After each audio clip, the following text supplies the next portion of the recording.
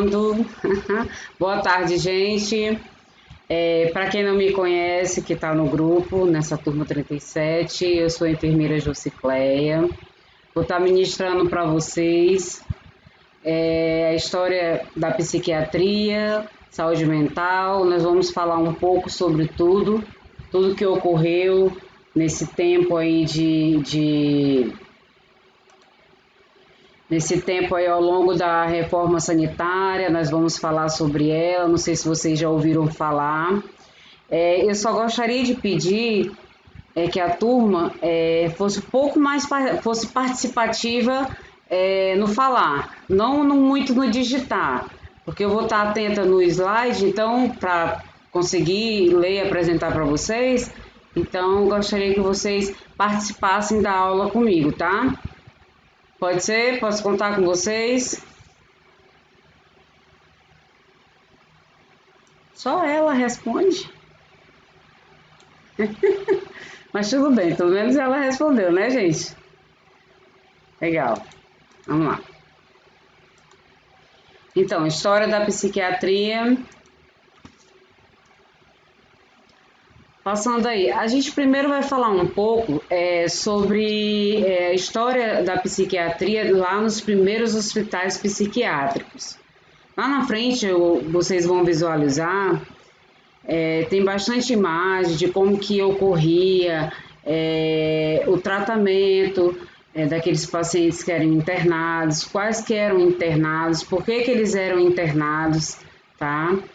Mas aqui nesse pequeno texto aparece assim para a gente que as instituições para loucos, ao decorrer da história, porque eram assim que eles eram visualizados, eles eram chamados de loucos, né, na história, receberam diversas denominações, que essas denominações, esses hospitais recebiam como, chamavam de asilo, né, de manicômio, até mesmo hospitais psiquiátricos, né? Eles tinham, como se dizer, um ditado para cada tipo de hospital ao qual eles davam referência naquela época. Então, mas independente do nome, como eram conhecidas todas elas, que são todos os hospitais, tinham a mesma finalidade. Qual era a finalidade desses hospitais lá no nosso século XV? Esconder, né? Esconder o que não se desejava ser visto, né? A sociedade era uma sociedade que estava ali, como que eu posso dizer para vocês, tinha um pouco de... deixa eu me lembrar aqui, um pouco de... Aqui a gente hoje em dia falamos em ranço, né? Eles tinham medo, eles tinham pavor dessas pessoas, né? Então, aqueles que tinham uma ordem financeira melhor, que viviam melhor, então eles faziam de tudo para esconder os seus parentes, que tinham um parente com problema com algum problema mental. O que eles faziam? Eles escondiam esses parentes, né? E aí por isso que a gente fala em esconder o que não se desejava ser visto naquela época, né? As primeiras instituições, gente, que a gente que tinha mesmo essa finalidade de esconder aquilo que não se queria mostrar, datam do século XV, tá?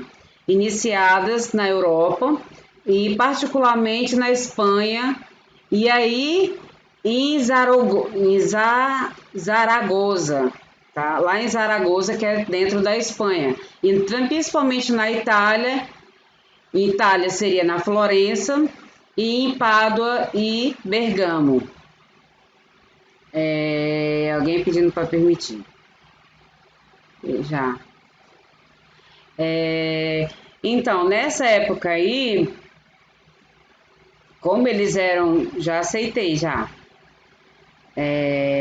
Aqui, Rayane, não foi? Beleza. Como aqui eles queriam esconder, mas lá na frente já não vai mais poder ser escondido. Essas pessoas, elas teriam que ter um bom tratamento, elas tinham que ser tratada como deveriam, né? Na realidade, quem teve esse pensamento para melhorar, para dar uma melhor disposição a esses pacientes que tinham uma deficiência mental, que naquela época eram reconhecidos como os loucos, né? É o nosso Frei José, né? Que lá por volta de 1410 ele diz assim, ó, vale ressaltar que muitas bibliografias apontam o primeiro hospício sendo fundado pelo nosso Frei Josefre em Valência, na Espanha, no ano de 1410. Na verdade, essa instituição ela não passava de um hospital geral, né? Um hospital, vamos dizer assim para vocês, o hospital clínico, por exemplo, vou dar um exemplo lá no hospital clínico, no PS tem de tudo, né? No PS nós temos a ala da clínica médica, da clínica cirúrgica, nós temos a ala da psiquiatria, né? Que é ali naquela parte de onde ficam os pacientes que são dependentes químicos, várias alas, UTI. Então, lá nesse hospital, ele funcionava como um albergue, né? Eles tinham um funcionamento como um albergue. E aí, era um albergue para pobres, porque naquela época, esses pacientes eram vistos como pessoas de pouca necessidade, que tinham muita necessidade, que não tinham condições financeiras, a maioria morava na rua, como mais lá na frente vai falar um pouco, morava na rua, era mendigo, era prostitutas, né, assassinos. E aí lá, ó, no século XVII, os manicômios eles começavam a abrigar, além dos doentes mentais, né, também os demais marginalizados da sociedade, que igualmente perturbavam a ordem social, dentre os quais se cita os mendigos, né, os desempregados, criminosos, prostitutas, doentes crônicos, pacientes crônicos com doenças terminais, câncer, cirrose hepática,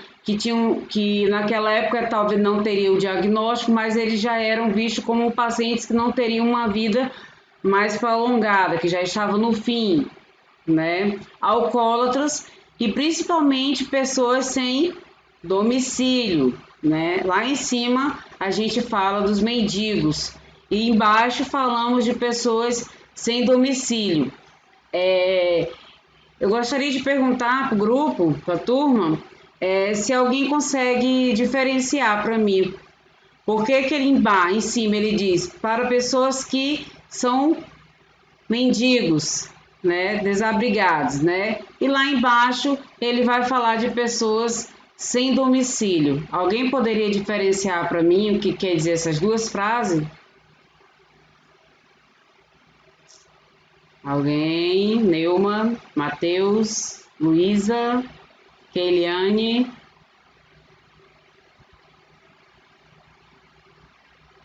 Luísna, Rayane. Gente, toda vez eu vou perguntar, por quê? Você é uma aula EAD, né, à distância. A distância eu chamo entre aspas, porque vocês estão aí me visualizando, eu estou visualizando vocês, e vocês estão me ouvindo, certo? Então, a participação faz com que vocês está participando. A participação faz com que vocês entendam mais, compreendam mais a aula, falem aquilo que vocês pensam, porque quando você cita história, história nada mais é do que aquilo que eu vou contar do que aconteceu desde o passado. Alguém falou alguma coisa e eu... Tá ruim? Repete de novo para mim a mensagem. Deixa eu ver aqui o chat. Sim. O que tá ruim?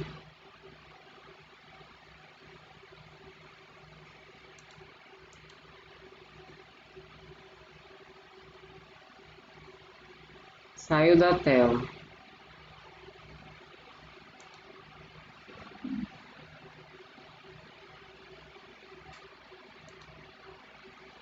Oi.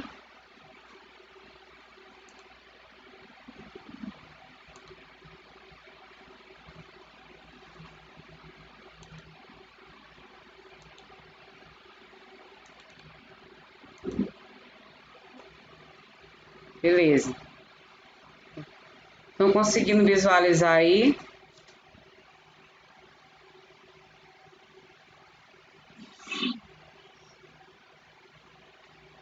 Beleza. Ok, vamos passar para frente. Oi, diga.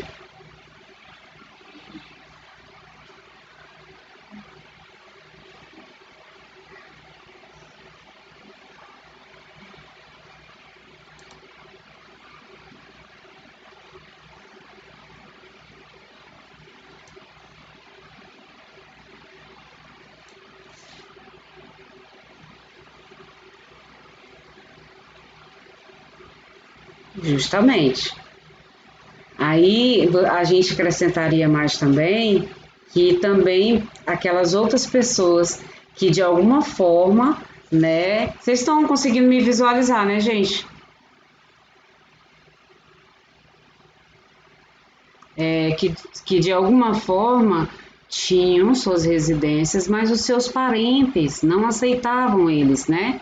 Não aceitavam a forma como ele era, né? Se tinha um problema mental, ou se ele é alcoólatra, ou se ele era, hoje em dia, que a gente vai entrar já, quando a gente for falar da reforma e no Brasil, a gente vai falar sobre os dependentes químicos, porque aqui ele só cita os alcoólatras, ele não cita ainda dependente químico, né? E são pessoas que talvez tinham sim sua moradia, mas que foi expulso de casa, né?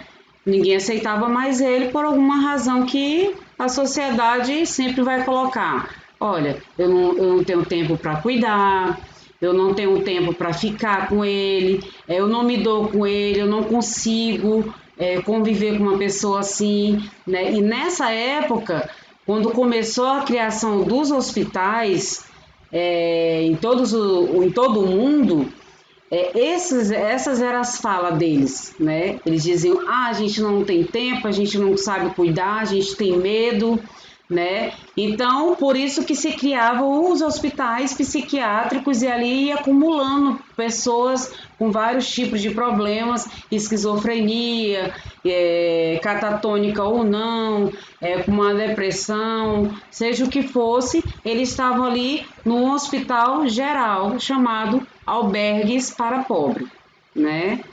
Então, concluindo a sua conclusão, que foi ótima, que excelente, também poderia ser uma pessoa que teria residência junto, mas também teria sido expulsos, né? E aí aqui a gente, hoje em dia, alguém aqui já conheceu o Osmar, que já foi no Osmar alguma vez? Já fez estágio? Não, foi visitar. Beleza, não precisa responder não. Tá, isso não precisa. Tudo bem. Dentro do hospital psiquiátrico, naquela época, tudo era muito liberado. Nem lá estava dizendo, no hospital generalizado, era de tudo. Eles só ficavam trancafiados lá, mas todos ficavam juntos no mesmo ambiente. Para quem já foi no hospital aqui do Osmar, é só para me dar uma referência, tá, gente? Hoje em dia, a gente separou homem de mulher, porque eles não eram separados, todos eles eram juntos, tá? E dessa separação, a aproximação dos nossos familiares, dos familiares com esses pacientes, facilitou mais ainda a visita, a convivência, a aceitação, tá? Porque eles tinham mais muita e demonstravam muita afeição pelo colega e existiam algum deles que se envolviam, né, e tudo mais. Tinha das mulheres que saíam gestante, isso não só aqui no Brasil, tá, gente? Não só aqui no Acre, mas em todos os hospitais psiquiátricos chegou a ocorrer esse tipo de coisa, tá? Então, falando aqui de depósitos de marginalizados, que nem ele cita, como está sendo citado aí, fala-se com uma mistura de doentes e não doentes, porque eu fiz a pergunta lá atrás, não tem moradia. Uns não aceitavam porque não se dava com aquela pessoa, não queria, jogava na rua. Então essa pessoa ia lá e pedia abrigo a esse hospital, né? E esse hospital abrigava, né? Não ia deixar de dar uma ajuda, de dar uma mão. Então, por isso que a gente cita doente e não doente. Esses locais, eles tornavam-se depósitos de marginalizados, que excluídos e enclausurados. O que vocês entendem por uma pessoa enclausurada? Alguém entende? Poderia falar? O que quer dizer uma pessoa enclausurada? Dou-lhe uma, dou-lhe duas, dou-lhe três. Ninguém? Beleza. Enclausurado. Aquela pessoa que está fechada, presa, mantida retida, de uma certa forma não podendo sair, fixa em um local só. Não era cidadão. Para eles não eram cidadãos, tá?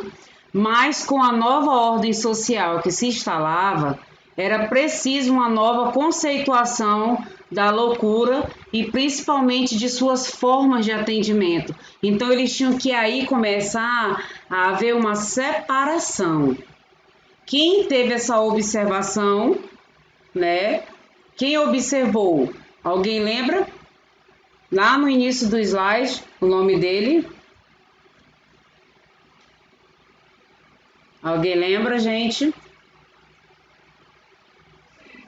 Isso, o Frei, nosso Frei José. Ele começou a ter essa observação de que teria que haver essa separação, mas lógico que não foi só ele, haveria ali médicos, né, que são os que cuidavam, que começaram também, em conjunto com esse Frei, ter uma visão melhor, né, e entender que não dava para eles conviverem junto porque tinham ações diferenciadas. E aí, a partir desta nova concepção social de loucura, a clausura deixa de ser sinônimo de exclusão e passa a ser assumida um caráter terapêutico, tá? Então, eu não estou exclusa, vou dar um exemplo, o Pedro. O Pedro, ele teve simplesmente uma síndrome do pânico. Eu vou sempre estar falando com vocês e vou estar referindo a alguma patologia, tá, gente? Que a gente vai também estudar um pouco das patologias, os CIDs, que são os CIDs 10, F10. Então, o Pedro, ele, de uma hora para outra, um menino tranquilo, calmo, surta. A gente fala surta, mas ele teve um princípio de síndrome do pânico, ou ele desenvolveu a síndrome do pânico. Então, ele vai dizer para você que ele está sentindo uma dificuldade muito forte de respirar, que o peito dele está fechando, que ele está no lugar preso. Alguns relatam que prefere se atrair, outros relatam que prefere sair para fora, né? Depende muito da pessoa, do sintoma que ela vai sentir. Alguns se retraem. Essa síndrome do pânico tem a ver com enclausuramento, com fechamento, entendeu? Então, imagina que aquelas pessoas que estavam em total aglomeração, que ficavam lá porque não tinham para onde ir, de uma certa forma, eles chegavam a desenvolver algum tipo de patologia que naquela época não eram conhecidas, né? Citando a síndrome do pânico, que hoje, para a gente, a síndrome do pânico e a depressão são duas doenças que andam em conjunto, né? E a gente passou a conhecer como uma doença da sociedade. Atualmente, no século XXI agora, é a doença da sociedade, essas duas patologias psiquiátricas, tá? Que também, além de ser tratadas, ressaltando aqui para entendimento, ser tratada como uma patologia com um psiquiatra, também é tratado com um psicólogo, tá? A gente tem que ter os dois acompanhamentos, tem que ter a família próxima dessas pessoas, tá? Não devendo de maneira nenhuma abandonar. tem o lado afetivo do tratamento, né? Então, a partir daí de caráter terapêutico, era necessário isolar o paciente em locais adequados, nos manicômios, e afastando-os do meio do qual gerava aqueles distúrbios, que nem eu acabei de explicar para vocês. Entrava lá, não tinha nenhum tipo de patologia, não tinha nenhum tipo de doença, só era uma pessoa que não tinha para onde ir, e ali ele pelo menos ele conseguia comer, beber, dormir, né? Assim sucessivamente. E aí ele passava a desenvolver algum tipo de transtorno. E estar preso, enclausurado, estar num local trancado, né, digamos que 80% da população vai relatar para você: ah, eu não gosto de andar de elevador. Eu não suporto subir, meu Deus, elevador para mim, eu olho, eu entro para um lado e para o outro, tô presa. A população, a maioria, né? Então, é já um pequeno distúrbio que a pessoa tem de desassociar, de sentir que aquilo ali vou ficar presa nesse local, vai parar tudo, eu vou ficar presa, não vou respirar mais, porque não vai entrar oxigênio, porque o ventilador... Ela começa a pensar um monte de coisa. E aí a gente começa a chamar aquela pessoa, aquela patologia que tem manias. Alguém pode citar que patologia seria essa? Pessoas que têm vários tipos de manias. Manias repetitivas, manias... tudo faz... Isso. Consegue descrever o TOC, o nome dele inteiro?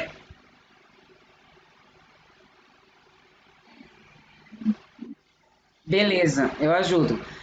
TOC, transtorno obsessivo compulsivo, né? Aquela pessoa, por exemplo, senta na mesa, na sala de aula, por exemplo, vocês estão na sala de aula, senta na cadeira, aqui eu ponho meu caderno, aqui eu ponho minha caneta, aqui eu ponho o meu mouse, meu computador e vou esperar minha professora. Tudo é muito organizado.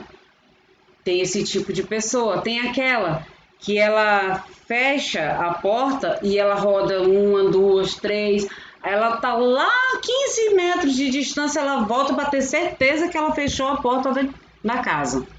Então, e tem outros que têm o transtorno do toque também, que tem esse problema de que ele escolhe as cores a qual onde ele pode pisar, por exemplo. Amanhã eu vou indicar para vocês um filme para vocês estarem assistindo com relação ao toque. A gente vai estar chegando já nas patologias mais lá para frente, tá?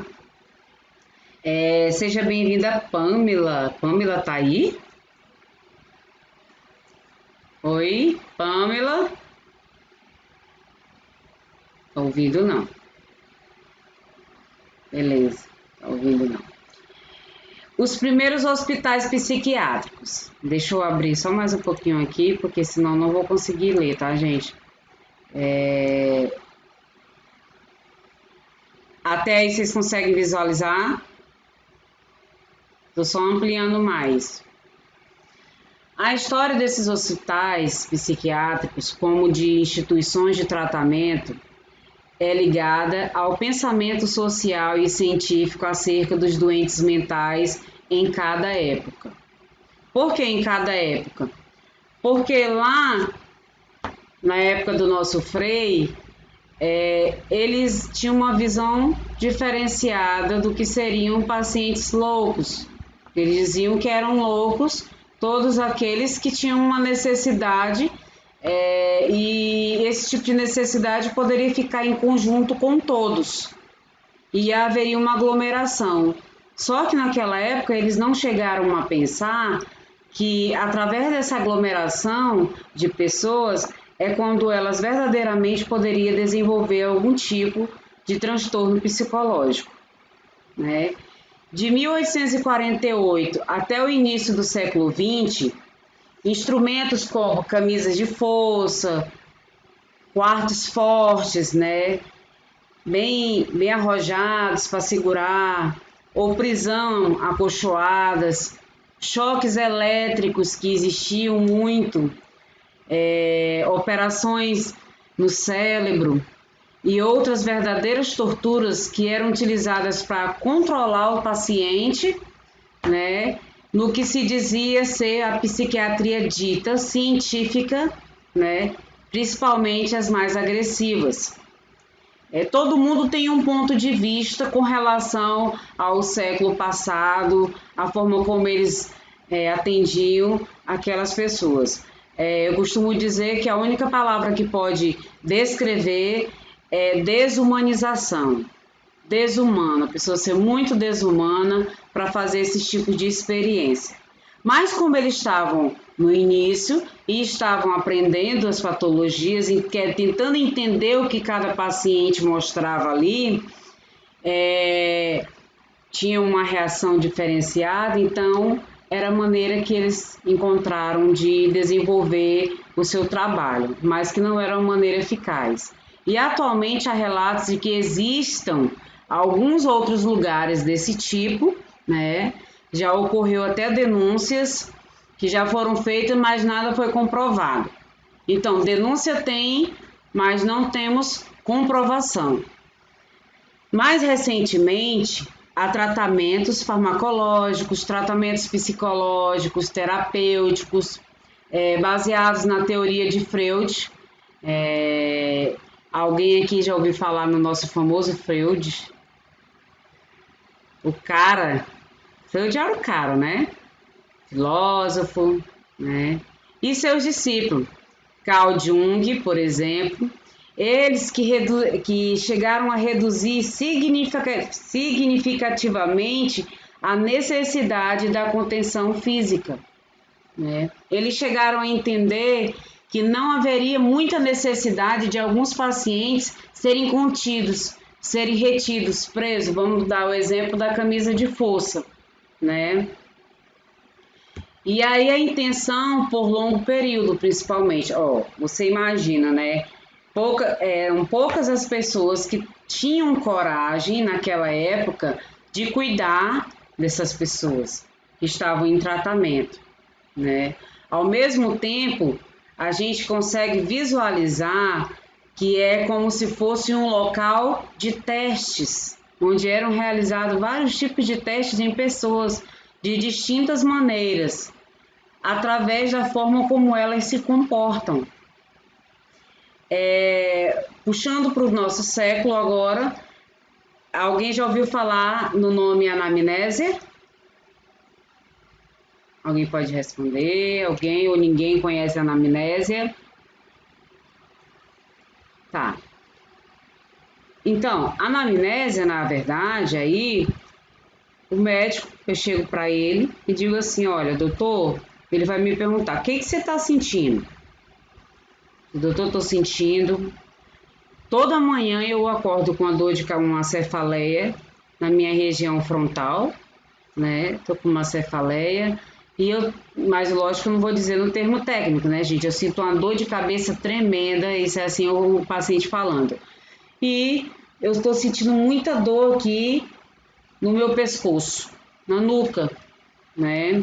E aí eu começo a suar muito, muito, muito, muito no período da manhã, ali meio-dia, mas já no período da tarde eu sinto meu corpo esfriando, eu fico muito frio.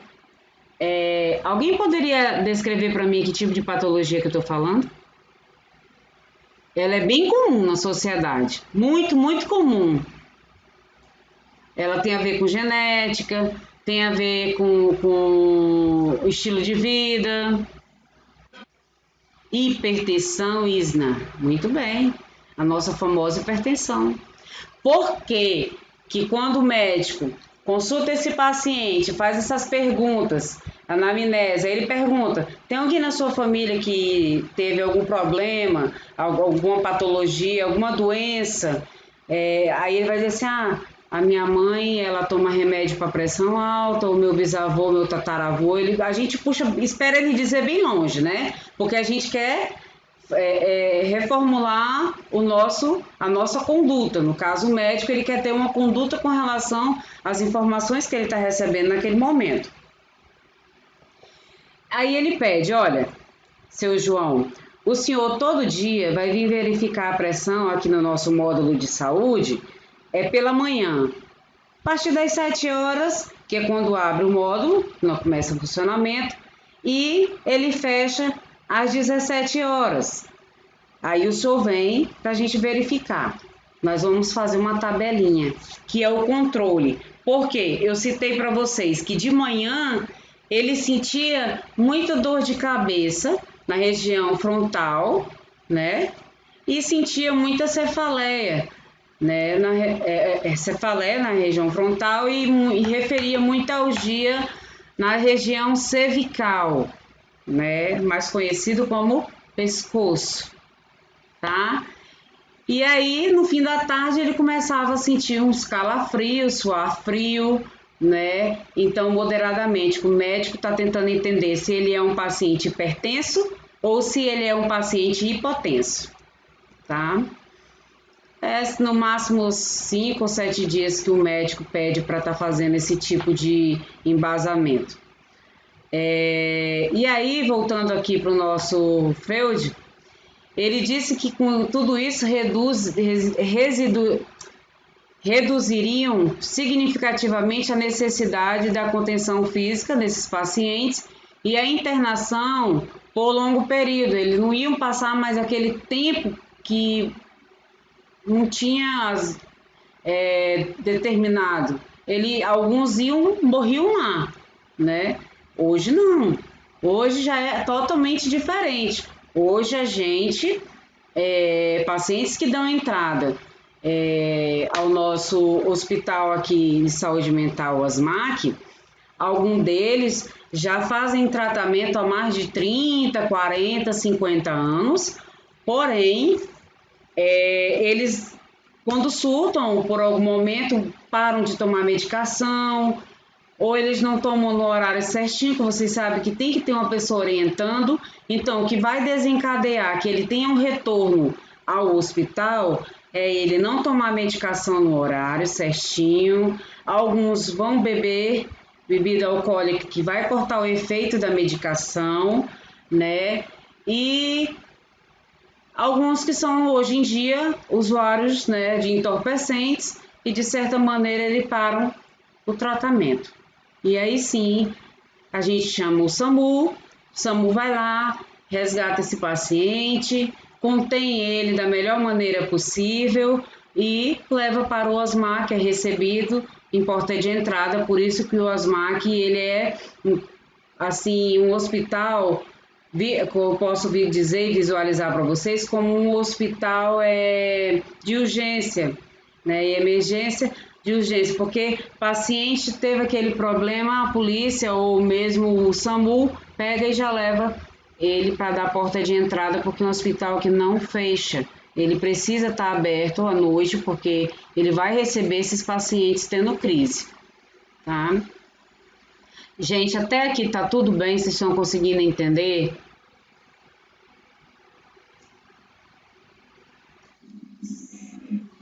Se não fala, pelo menos digita. Pelo menos digita. Para a gente ter uma noção de que vocês estão entendendo, tá? Marcelo, tu estás aí? Agora que eu vim lhe ver, tudo bem? Oxa, beleza. Então vamos lá. Próximo slide. Aqui, essa é a visão do hospital que eu estava descrevendo para vocês, né? No início lá. A gente estávamos falando que era todo tipo de pessoas que davam entrada, alguns eram mendigos, alguns eram prostitutas, tinha de tudo. Do louco ao desabrigado, certo? É uma imagem, eu quero que vocês visualizem bem, porque no final da nossa aula vai ter um trabalhinho para vocês estarem respondendo e me entregarem amanhã até as 10 horas da manhã para mim poder corrigir, beleza? Aqueles que se dispuserem a realizar esse exercício. Passando para o nosso próximo slide, nós vamos falar aí sobre as doenças mentais como ocorreu no século XX. Lá, as doenças mentais possuíam um tratamento bem complexo mesmo, tá? E somente nas últimas décadas ocorreram um grande avanço na área psiquiátrica. Mas antes disso, antes de ocorrer esse avanço todo, quem sofria com alguma condição psiquiátrica era basicamente ignorado. E aqueles que recebiam tratamentos passavam por algumas práticas e experiências muito horríveis. Essas raras fotos históricas que vocês vão visualizar mais na frente mostram apenas alguns dos atos bizarros e muitas vezes cruéis praticados por funcionários, pelos médicos, e isso tudo era realizado no nosso antigo manicômio, né? Ainda não tinha falado, acho, essa palavra ainda para vocês, né? Manicômio. Não era um chamado de hospital psiquiátrico, sim um manicômio, que para a gente ouvir essa palavra já dá aquele teor de pavor, né? Sente assim um arrepio, uma coisa assim, não é legal, meio ruim. Então, mulheres elas receberam radioterapia para sua doença, que seriam essas radioterapias de doença mental, né? E não exatamente eficaz para aquela época do século XXI. Imagina, eu fico olhando para essas máquinas em cima onde esses pacientes estão recebendo esse tratamento de radioterapia, só em olhar para essa parafernália toda aí já me daria medo, né? Imagina que Deus o livre se a gente fosse exposta a uma situação dessa, que lógico não vamos ser nunca, porque já estamos bem muito avançados dessa era aí. Mas costumo me colocar no lugar do outro e observar e tentar imaginar como que seria a vida dessas pessoas, que eu tenho certeza que não eram vida, eles não viviam, né? De maneira nenhuma.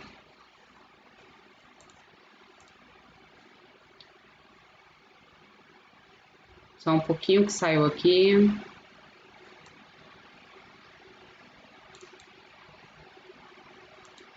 Isso. E aí, gente, vamos para a próxima imagem. Olha aí. Com uma lista tão longa de doenças, as instalações ficavam rapidamente superlotadas, né? Imagina naquela época a dificuldade que era, né? Muito desemprego, ou não mudou muito com relação a isso, né? Mas com relação de calamidade, porque bem naquela época mesmo não existia sanitário, não existia rede hidráulica, né, de água, rede de esgoto. Nós não tínhamos saneamento básico naquela época, isso aí não existia. Então, da maioria das pessoas, aí elas chegavam sim a desenvolver uma doença, fosse ela o que fosse, ela ia ser tratada, né, nesses hospitais. Alguém já ouviu falar sobre a meningite bacteriana? Meningite bacteriana. Alguém? Vou guardar a meningite bacteriana para me responderem depois. Anotei aqui. Beleza, vamos passar lá para frente. Ó, essa foto é de um asilo velho de Michigan que mostra quão mal equipados eram esses estabelecimentos, né? Eu consigo visualizar muitos idosos, muitos, né? Sentadinho, na época as cadeirinhas de balanço de madeira, né? Tinham bastante idosos, mas nessa visão aqui não parecia um hospital, né? Não tem nada a ver com um hospital para a gente nos dias de hoje. Alguém concorda ou alguém discorda?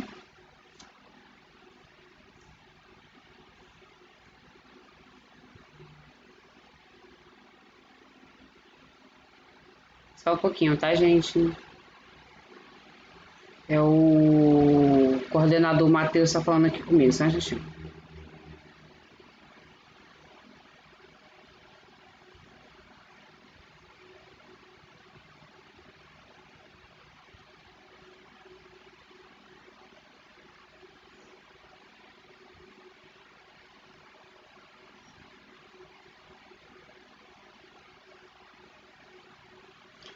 Tá, voltando. E aí, na próxima imagem, é um refeitório. Nada agradável mesmo, como está dizendo aí, né? Em uma instituição psiquiátrica. Aí seria o refeitório desses pacientes. Nessa visão da mesa, com essas vasilhas expostas, vocês estão percebendo que elas quase que são alinhadas, né? Eu parei um pouco para observar e eu digo, elas estão muito bem alinhadas, né? E aí, isso, muito bem, Luísa. Algo muito mecânico, algo tipo assim, todo o tempo daquela maneira, certo? E aí, bem alinhado, porque eles tinham que colocar, de certa forma, o paciente no lugarzinho dele, para ele sentar, para ele poder realizar a refeição dele, sem que ocasionassem brigas e confusões ou qualquer outra coisa. Aí nessa época as vasilhas, pelo que eu estou visualizando, eram de alumínio e as colheres eram colheres de pau, tá? Aquelas colheres de pau que a gente hoje utiliza muito para fazer arroz torrado. Mas hoje, atualmente, no Osmac, eles utilizam a colher normal, mesmo de alumínio, né? Tudo deles é de plástico, copo de plástico, prato de plástico, tudo é de plástico. Os copinhos, daqueles copinhos de plástico que tem azeia. Tá? Todos os copos de lá tem que ter aquela azeiazinha para eles segurarem, porque muito deles, devido ao tratamento, eles estão sonolentos, letárgico. Alguém sabe me dizer o que significa letárgico? Termo técnico, uma pessoa letárgica. Letargia lembra uma patologia também, tá, gente? Isso. Letárgica é aquela pessoa lenta, que a gente pode lembrar de uma patologia chamada esquizofrenia catatônica, tá? É aquele paciente que ele vai estar parado ali. Se ele sentar dessa forma, ele vai ficar assim todo o tempo dessa forma. Por um longo período de tempo, 12 horas, 24 horas, até você mexer com ele, né? Por exemplo, se a nossa cuidadora for lá retirar para levar para o banho, para levar para comer, ela vai, mas ela vai bem lentamente, no tempo dela. É uma característica, a letargia da patologia de esquizofrenia de pacientes catatônicos, tá? Mais alguém quer fazer algum comentário com relação a essa imagem? Não. Essa daqui é uma cela que está abandonada em um antigo hospital psiquiátrico e você, olhando para essa tela, para essa imagem, você consegue imaginar viver aí? Agora vocês vão ter que falar comigo. Vocês vão ter que me responder, gente. Vocês conseguem se imaginar? Não, porque vocês são sadios, né? Mentalmente. Hoje a gente não sabe o dia de amanhã. Mas vamos começar a se colocar no lugar do outro, para criar empatia. Se colocar no lugar do outro, para nós podermos observar aquilo que o próximo está sentindo. Quando vocês forem para o campo de estágio de saúde mental, dos tratamentos que eu gosto que os alunos participem com eles, é justamente observá-los nos primeiros dias, como eles andam, aonde eles dormem, como eles comem. Tem uns que são mais agressivos, eles já estão retidos, né? Esse hospital aí, com relação à estrutura, não tem o mínimo de conforto, não apresenta o mínimo de conforto para nenhum tipo de pessoa, nenhum tipo de ser humano, né, que vá viver neste local. Alguém concorda comigo ou discorda, quer dar opinião? Matheus, Eliane. A Ana tá aí, né, gente? A Ana Facine. Ana, tu gosta de responder, tu gosta de participar. Vamos lá. Então, gente, é uma imagem muito grotesca. Foi uma pergunta um pouco chocante para vocês. Nossa, como é que a minha professora vai me perguntar se eu me imagino vivendo num local desse? Justamente por causa disso, porque em alguns hospitais, não muito longe, há uns 10 anos atrás, por exemplo, era assim que a gente trabalhava, nós da saúde, nesses hospitais dessa maneira. Então, querendo ou não, a gente convivia com esses pacientes na estrutura em que eles estavam sendo expostos. Concordam comigo? Tem um parente que tem doença mental e os pais acorrentam. Olha, é totalmente... como é que eu posso dizer para você? O paciente tem problema mental, ele com certeza ele é tratado, né? Quem falou aqui? Deixa eu olhar lá no final, tá? Então, ele com certeza ele deve realizar o tratamento dele lá no OSMAC, né? É muito triste mesmo esse tipo de situação. Realmente, Keliane, o que eu posso dizer para você? É que nem todo mundo tem a mesma perspectiva, né? Alguns falam assim, eu não sou obrigada a passar por esse tipo de situação. O slide está aparecendo aí para vocês? Oi, gente. Tá, beleza.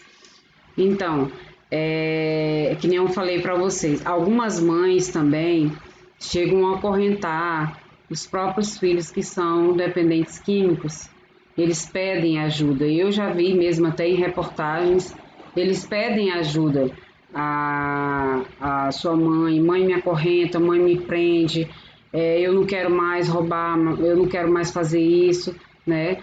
Então, assim, é triste com uma mãe viver uma situação dessa, né? Ela vê seu filho se acabando de certa forma e ela tendo que fazer isso, mas fez porque ele pediu. Mas a gente tem a nossa sociedade hoje em dia chamado uma palavrinha que eles usam e utilizam muito com relação à social, à humanização, ao humanizado, né? Mas, gente, chega a um certo ponto crítico. Oi, Luísna?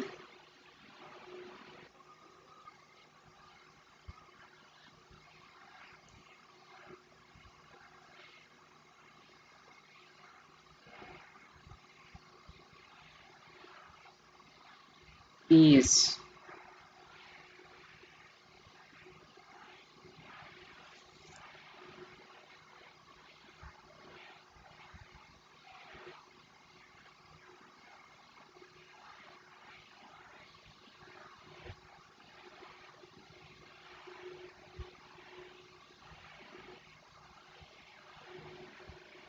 É. E eles, no caso deles, é porque na maioria das vezes tem muita gente que pensa que eles não entendem que eles estão aprisionados, mas eles entendem sim. Eles sabem que eles estão lá aprisionados, que eles não podem sair. Por que para usar a palavra aprisionado? Porque ele está lá, no local fechado, ele só vai passar para o outro lado do pátio para ter um pouquinho de espaço para andar mais, quando os técnicos de enfermagem for lá com a chave, abrir. A gente conhece os agressivos, né? E ali eles em si eles não se conhecem, né? Eles não se conhecem em si.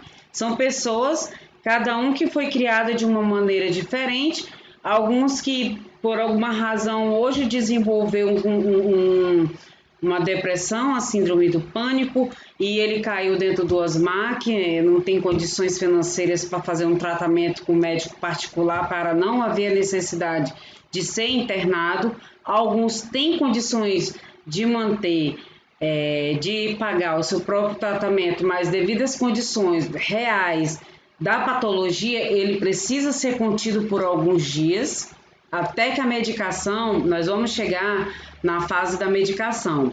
Mas de antemão, já falando para vocês, que todo medicamento psicotrópico, todos eles opioides, eles passam a refletir, ter um efeito positivo no tratamento de 10 a 15 dias do início do tratamento. Ou seja, eu preciso ter tomado alguns 10 pílulas, na 11ª é que eu vou começar a sentir um pouco do efeito do medicamento. E assim sucessivamente. Isso é para todos os medicamentos psicotrópicos que os pacientes com problemas mentais tomam. Então tem esse tempo. Não é igual uma dipirona. Alguém sabe me responder quanto tempo leva para a ação da dipirona ou qualquer medicamento no intestino, no estômago? No estômago, tá, gente? Ingeriu, primeiro faz a degradação no estômago. Alguém conseguiria me responder quantos minutos? Dou-lhe uma. Fizeram farmacologia, que eu sei, hein? Dou-lhe duas. Pamela. Vai salvar o barco? Ninguém? Beleza. De 30 a 40 minutos, tá, gente? Se for aquela dragezinha, que não é igual a pílula, que é endurecida, que é mais fechada, né? Compacta, as dragezinhas, elas são 30 minutos. As outras normais de pirona, que de pirona não vem em drage, né? Elas levam 40, 45 minutos para ver a absorção, tá, gente? Desse medicamento. Para que haja absorção desse medicamento. Depois, né?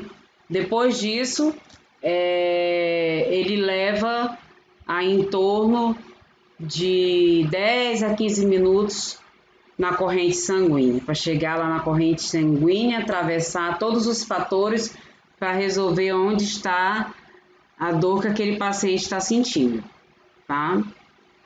É mais ou menos assim, fisiologicamente falando. Na próxima imagem aí, nós vamos visualizar uma cadeira, né? Essa cadeira ela foi projetada, na verdade, gente, né, para acalmar o paciente que naquele momento está recebendo um tipo de estresse, tá? Olha só, uma cadeira projetada para acalmar pacientes que mais parece uma cadeira elétrica. Parece, mas ela não é uma cadeira elétrica.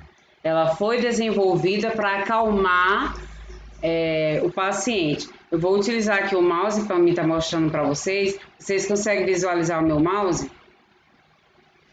Nessa regiãozinha aqui dessas voltas onde parece assim um contorno circular, aqui seria onde eles encaixavam os pés, tá? Aqui na parte do braço da cadeira, onde já havia fixação das mãos, e aqui tem como se fosse uma faixa, que essa faixa ela é passada por cima do tórax desse paciente. E imagina que a cabeça ela vai encaixar aqui, né? E o bumbum, né? O reto, né? vai ficar dentro dessa região circular aqui maior da cadeira. Uma cadeira projetada para acalmar os pacientes. Pergunto se alguém gostaria de me responder, olhando para essa cadeira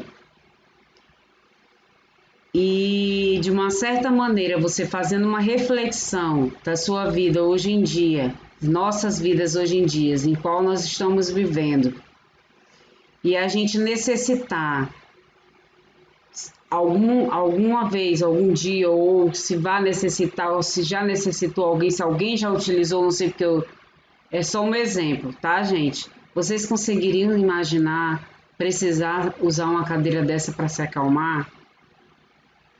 Vocês sabem por que eles utilizavam essas cadeiras?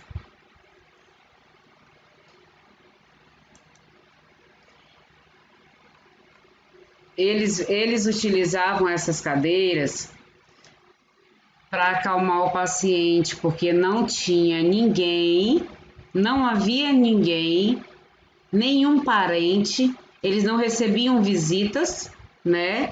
Então, eles colocavam aí o paciente mais agressivo, porque quando o paciente passa a receber a visita do familiar, é quando ele começa a melhora do seu tratamento.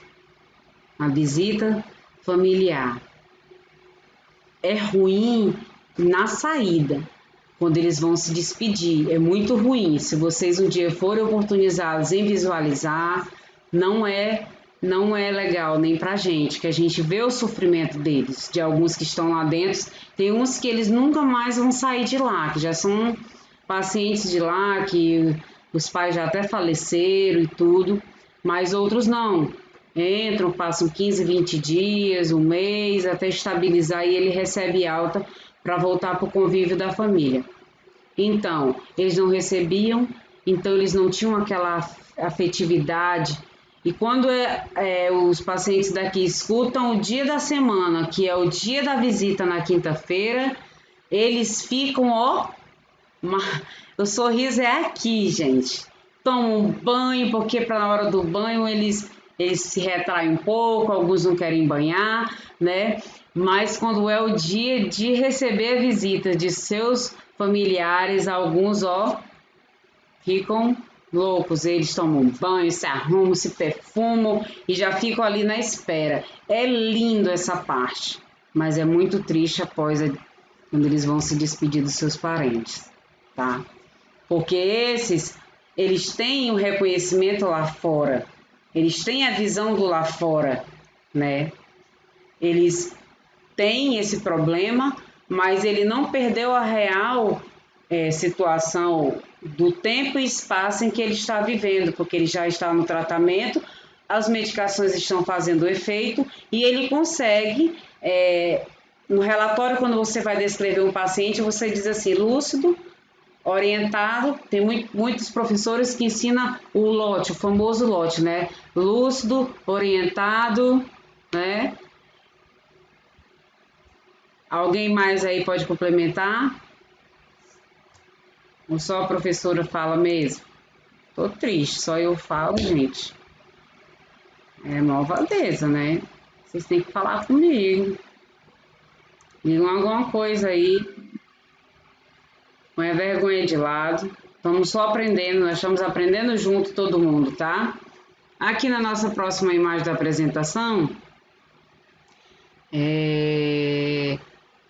a nossa aula é até às 17 horas, né, gente? Só para mim atualizar aqui, às 16h39. A terapia de choque elétrico, que eram realizadas naquela época, aí ele fala que era dolorosa, mas principalmente ela era ineficaz. E era justamente só uma ferramenta que eles utilizavam que muitos não tinha efeito nenhum, fazer ficar pior, né? Não tem como fazer melhorar, era só ficar pior. Um paciente que estava, de uma certa forma, com um transtorno mental, né, bem abusivo, bem alto, e aí era colocado numa cadeira e recebia um choque elétrico, né? O nosso cérebro funciona mais ou menos assim. Vou descrever a patologia depressão e síndrome do pânico, tem quase a mesma correlação. Nós temos os neurônios, né? Nossos neurônios. Se alguém já conseguiu visualizar, ele tem as ramificações dele, e nessas ramificações a gente costuma chamar de sinapses, né? E aí os neurônios, eles recebem, né, e mandam informações para todo o nosso corpo. Por exemplo, é muito mais rápido do que a luz. Por quê? Porque eu vou mexer meu braço, escrever com a caneta, eu já tenho mandado informação dos meus neurônios para ele informar os meus 2 dedos, a minha mão, na verdade o meu punho inteiro, que ele vai ter que se movimentar para tal direção. Para vocês entenderem como é um pouco mais complexo com relação aos neurônios. Então, mas ele segue uma linha só, que é a linha para ele se estabilizar. Digamos que todos seguem a mesma direção para o lado esquerdo. Mas de um dado momento, de uma circunstância da sua vida que você passou por uma situação de uma emoção muito forte, ou você teve uma perda muito forte, seja qual for a emoção forte que você vai desenvolver, e você sente que não vai suportar, o que acontece? Os meus neurônios que seguiam na direção desse lado esquerdo, eles passam uns vão para o lado esquerdo e outros vão para o lado direito. E aí eles começam a se desencontrar. Quando eles passam a se desencontrar, aí é que ocorre essa disfunção cerebral, levando ao paciente a desenvolver os sintomas das tais patologias que eu citei para vocês. Infelizmente, nem todas essas práticas são do passado, tá, gente? Essa foto aí, ela pode até estar parecendo velha, que tem esse rapaz, mas foi tirada em um ano no asilo da Sérvia, lá no ano de 1999, tá? No ano de 1999. É uma imagem muito forte, muito chocante, né? Você pensar em imaginar um parente seu passar por um tratamento doloroso desse, né? É inexplicável. Aqui a gente já passa a ter uma imagem de um paciente angustiado, né, que está sendo contido por esses guardas. A visão que demonstra para a gente, denota, é que nesse momento aí ele estava totalmente fora de si e perdeu o controle, né, da sua mente, da sua memória, do seu corpo. Então ele passa a causar situações desordenadas, né? É igual você passa, acho que todo mundo conhece aquele rapaz que chama pai, uma coisa assim, oi pai, me dá R$ 1, pai, não tem aqui em Rio Branco? A primeira vez que eu vi ele, que eu passei por ele, eu fiquei com muito medo, né? Porque ele é uma pessoa que ela está a todo tempo em movimento. Você não consegue imaginar o que ele vai fazer naquela situação. Ele vai chegar perto de você, você começa a pensar: ele pode me bater, me agredir, ele pode puxar minha bolsa, ele pode puxar minha roupa, ele pode me dar um tapa. Tudo isso.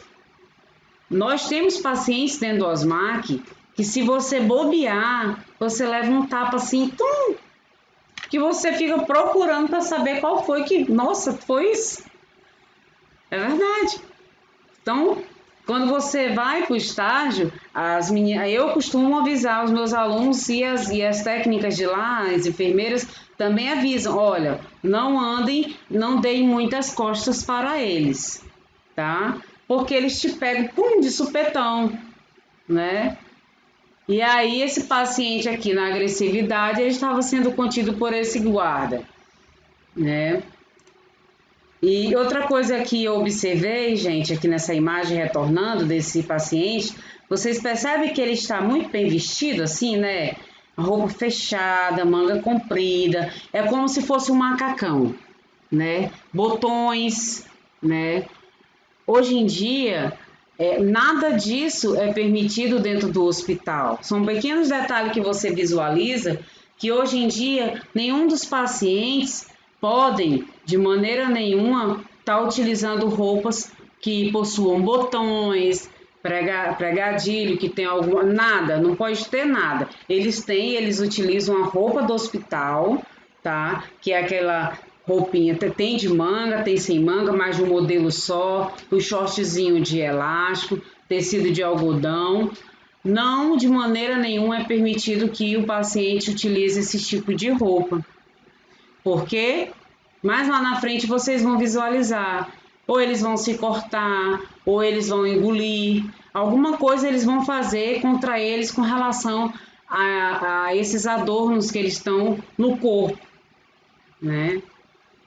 Então, alguns detalhes que a gente visualiza que é interessante. Você está citando um botão, uma roupa para a gente é comum, mas para eles internados, quando internados, eles não podem estar utilizando esse tipo de roupa. Ainda tem alguém por aí me ouvindo? Olha, nós temos um desenho, tem sim, Keliane, perfeito. Um desenho feito por um paciente que ele apresentava um distúrbio mental. Então, esse desenho que ele realizou, né, eu quero que vocês consigam olhar para ele. Lógico que é uma coisa assim, uma visão muito estranha, né? Mas ele tem um tipo de patologia a qual para ele está se visualizando e se multiplicando, né? Como se ele fosse duas pessoas numa só, né? Não tem aqueles pacientes que falam sozinho, um exemplo, vou dar o exemplo da fala. E aí ele não. Esse novo aplicativo que tem, eu esqueci agora que o pessoal atua, ele faz um lado, depois faz o outro. Alguém me ajuda, gente? Esqueci o nome do aplicativo. Que você faz gravações, música, dança, imita, faz tudo. É como se ele estivesse conversando com ele mesmo, mas ele está visualizando outra pessoa. Qual é o aplicativo, Keliane? Você abriu aí? Isso, TikTok, isso é ele mesmo. Obrigado, valeu pela ajuda.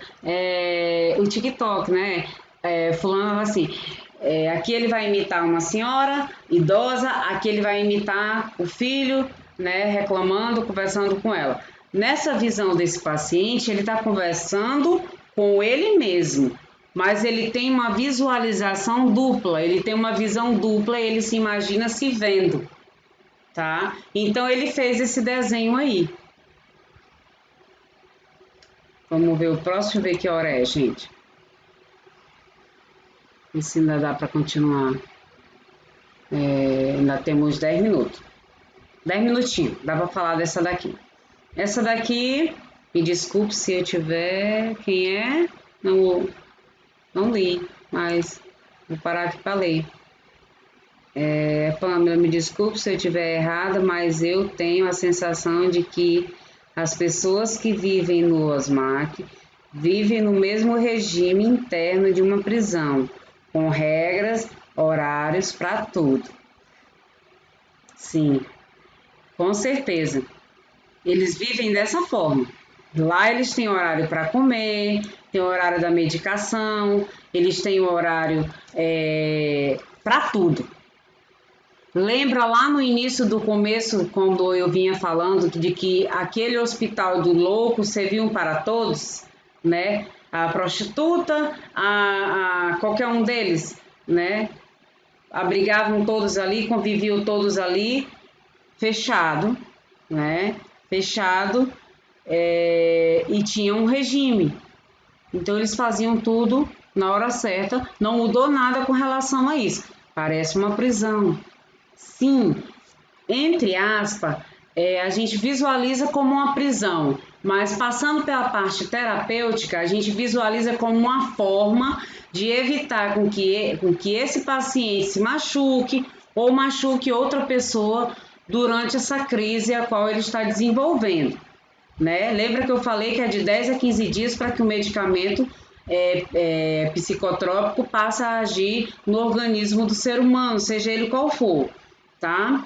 Então, desse determinado tempo, muitos deles vão para a camisa de força, muitos deles vão para o quarto fechado, são contidos, a gente faz as contenções mecânicas que vocês aprenderam comigo, creio que aprenderam comigo, a turma 37, eu dei noções básicas para vocês.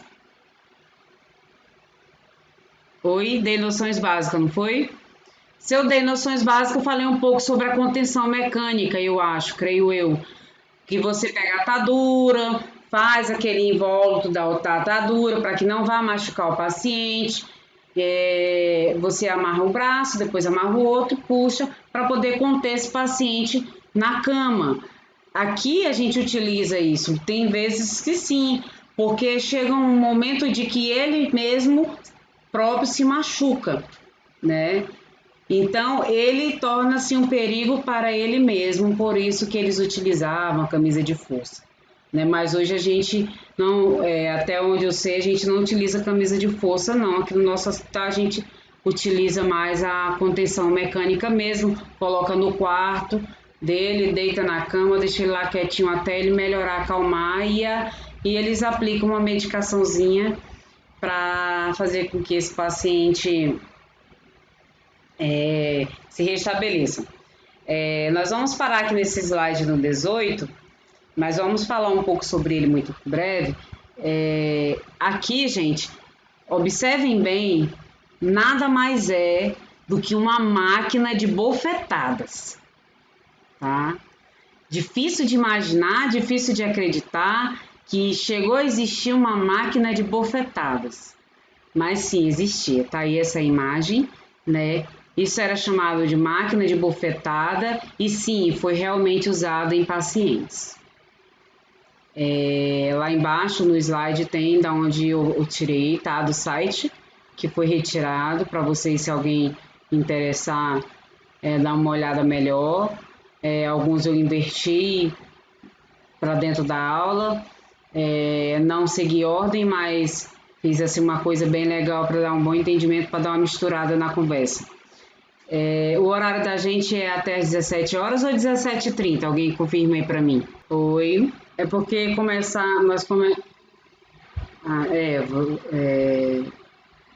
até às 17 horas, tá? Vamos parar hoje por aqui. Amanhã a gente retorna, né? Nosso horário, gente, é das 3h30 às 17 horas, tá? Vai ser sempre esse horário que a gente vai estar junto.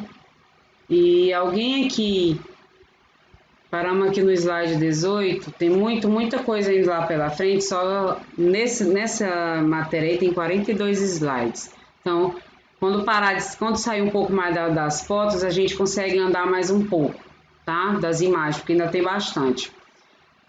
Alguém tem alguma dúvida? Não? Dúvidas? Gente, dúvidas? Alguém tem alguma crítica sobre a minha aula que gostaria que eu trouxesse para a próxima aula para enriquecer o nosso estudo? Ou uma sugestão? Ou a professora está falando muito alto, muito baixo, a internet está caindo muito?